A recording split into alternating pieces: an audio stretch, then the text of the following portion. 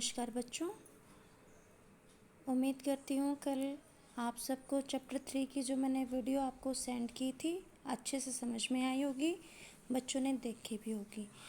तो आज हम जो हमारा चैप्टर 3 हाफ रह गया था आधा, उसको आगे पढ़ते हैं। तो बच्चों हम सब आयुर्वेद के बारे में पढ़ रहे थे। जो सौरभ नाम का विद्यार्थी है वो अध्यापक से पूछ रहा था कि आयुर्वेद क्या है और इसके बारे में मुझे जानकारी दो। तो उसी सीरीज़ को आगे बढ़ाते हुए हम लेसन शुरू करते हैं। सौरभ कहता है, मनुष्य कथम रुग्णः भवति महोदय। क्या पूछता है सौरभ अध्यापक से कि हे आचार्य, क्या है मनुष्य कथम कैसे रुग्णः भवति रोगी होता है, मतलब मनुष्य के अंदर रोग कैसे प्रवेश करते हैं। अध्यापक कहते हैं, आयुर्वेदा अनुसारम आयुर्वेद के अनुसार शरीर में वात पित्त कफ इति एते त्रयः दोषा भवन्ति। आयुर्वेद के अनुसार शरीर में वात पित्त कफ ये 3 तरह के दोष भवन्ति होते हैं। यदा अनुचित आहारेण अनुचित आचरेण च एते प्रकुप्यन्ति तदा मनुष्य रुग्ण भवति।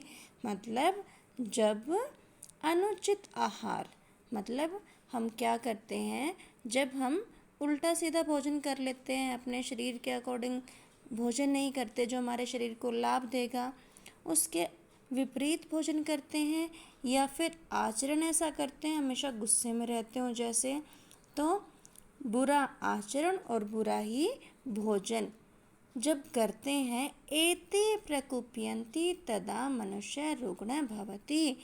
इनके कारण ही तब मनुष्य क्या हो जाता है, रोगी हो जाता है। जब हमारा क्या होता है, आहार बिगड़ जाता है या फिर हमारा आचरण प्रकुप्यन्ति बिगड़ जाता है, खराब हो जाता है, तभी मनुष्य क्या हो जाता है, रोगी होता है। सौरभ कहता है, गुरुवर, हे आचार्य, हे गुरुजी, मनुष्य कथम स्वास्थ्य लाभम करोति।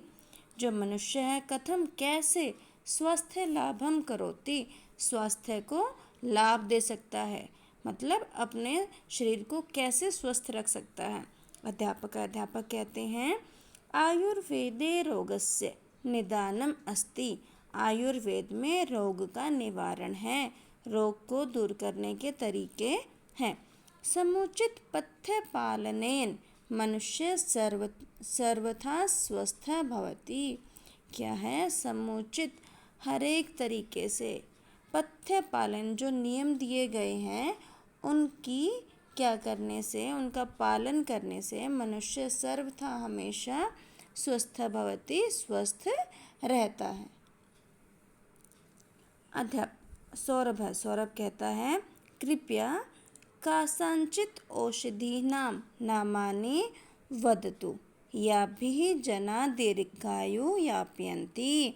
कृपया करके कासांचित औषधीनां नामानि, कुछ औषधियों के नाम, वदतु बोलो या बताइए, या भी जिनसे जनः दीर्घायु यापयन्ति, जिनसे मनुष्य लंबी आयु प्राप्त करे या जिए। अध्यापक कहते हैं, हरितकी होता है हरड़, विभीतक होता है बहेड़ा, आम्लकम आंवला, च एतादृश औषधयः सन्ति। ये ऐसी औषधियाँ हैं, ऐसी दवाइयाँ हैं, त्रिफला आयुर्वर्धक निवारक च अस्ति। और जो त्रिफला है वो भी आयु को बढ़ाने वाला और रोग निवारक क्या है, चूर्ण है। हरड़, बहेड़ा और आंवला ऐसी औषधियाँ हैं, कैसी औषधियाँ, जिनसे दीर्घायु प्राप्त करते हैं, और त्रिफला भी आयु बढ़ाने वाला और रोग का निवारण करने वाला है। सौरभ कहता है, एवं अद्यत्वे रुग्णः जनः पुनः आयुर्वेदम सम्मानयन्ति। और ऐसे ही आज भी रुग्णः रोगों को दूर करने के लिए जनः लोग पुनः दोबारा से आयुर्वेदम सम्मानयन्ति, आयुर्वेद को क्या करते हैं, सम्मान देते हैं, आयुर्वेद की राह पर चलते हैं।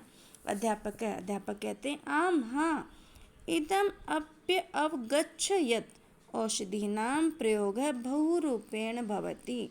हाँ, इन औषधियों का प्रयोग बहुरूपेण बहुत तरीके से भवति होता है, यथा जैसे चूर्ण होता है चूर्ण के रूप में, और आस्व होता है मतलब अर्क के रूप में, अवलेह चटनी के रूप में भी, गुटिका होता है गोलियां भी, और रसः रसायनम चेति, और रस के रूप में भी ये सब उपलब्ध होते हैं।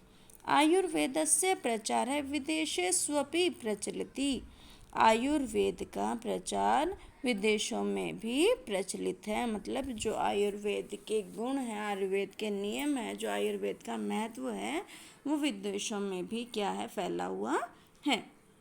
विदेशों में भी लोग आयुर्वेद के बनाए नियमों का पालन करते हैं। सौरभ कहता है धन्यवाद है गुरुवर्य, गुरुजी धन्यवाद। अधुना अहम स्पर्धायाः कृते सज्जो अस्मि।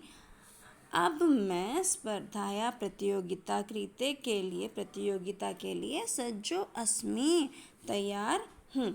तो बच्चों ये हमारा चैप्टर 3 जो कंप्लीट हो चुका है। आपको इसको अच्छे से पढ़ना है, समझना है, ध्यान से इसको याद भी करना है। इसकी हिंदी और इसकी संस्कृत सबको पढ़नी आनी चाहिए, हिंदी सबको याद होनी चाहिए। ओके बेटा, थैंक यू।